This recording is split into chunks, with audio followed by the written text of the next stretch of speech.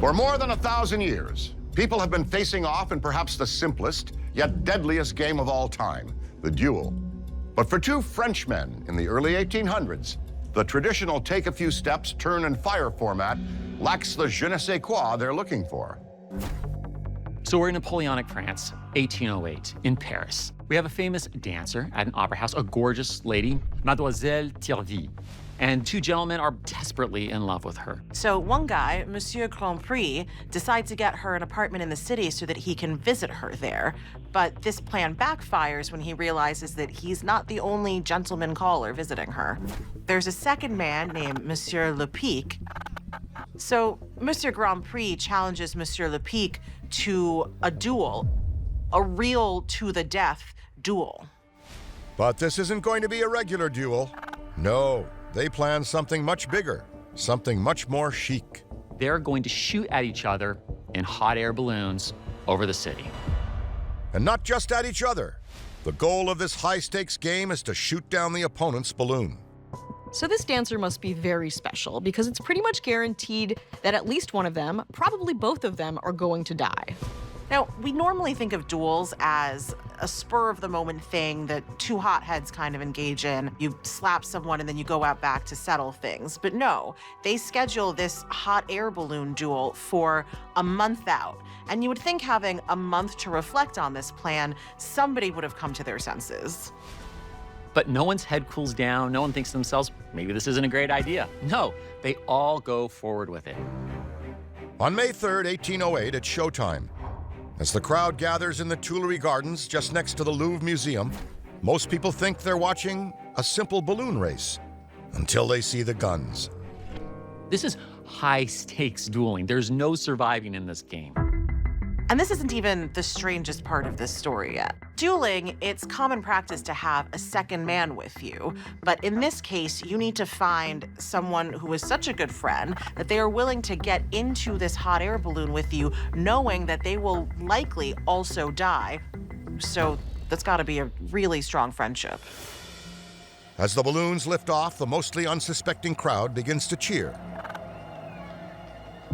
Now, nearly 2,000 feet above the City of Lovers, the duel begins. But first, they must follow the code duello. This isn't like a Western. You don't have two guys standing there, both ready to draw, and they do what they want. The code duello sets very specific rules for how a duel is conducted. The most important part of this code to note is that the man who accepts the challenge gets to shoot first. So in this case, because Grand Prix extended the challenge to Le Pic gets the first shot. He doesn't have to hit Grand Prix. He only has to hit this large floating balloon. But Le Pic, who had a month to practice this, totally misses. That now gives Grand Prix the opportunity to fire his shot, while Le Pic has to just stand there in his little basket and pray that his opponent is as bad a shot as him. His shot rings true. It blasts a hole through the hot air balloon. The balloon deflates just as you can imagine. Le Pic and his second both fall like rocks from the sky and are dead. Talk about falling hard for a woman. Fortunately, over the next century, the deadly game of dueling becomes outlawed in most countries. So how does it end up becoming an international competition?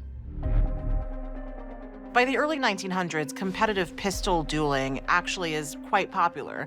And it's because in 1901, a French doctor named Paul de Villa invents the wax bullet. So you can shoot your buddies without killing them. Paul Devier is so thrilled with his new invention. He starts a club there in Paris for this competitive pistol dueling.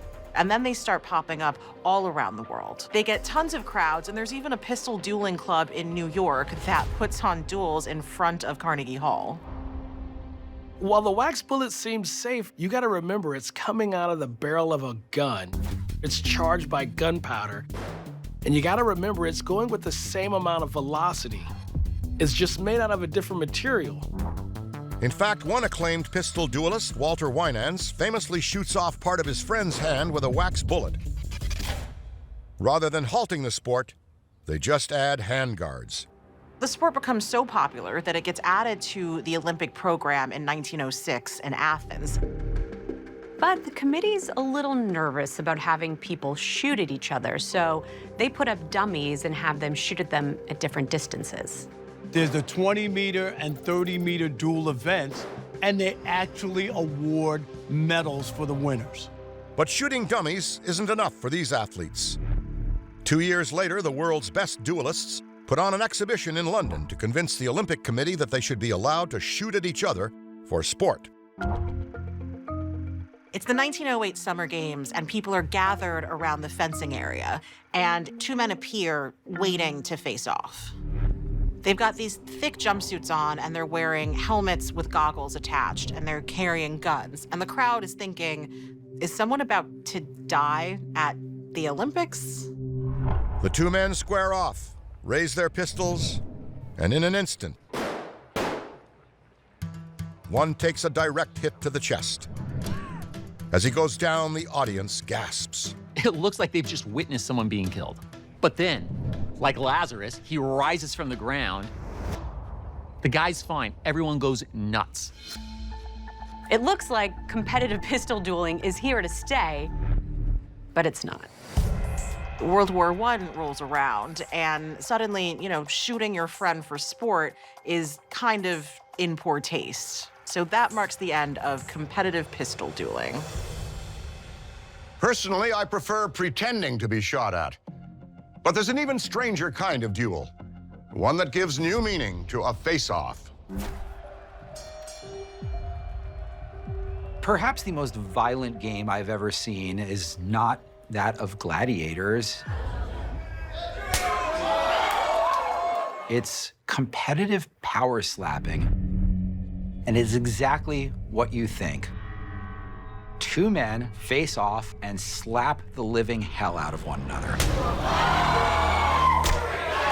It is both disturbing,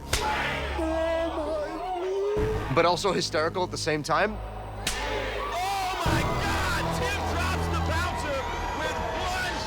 Competitive face slap is one of the craziest things I've ever seen.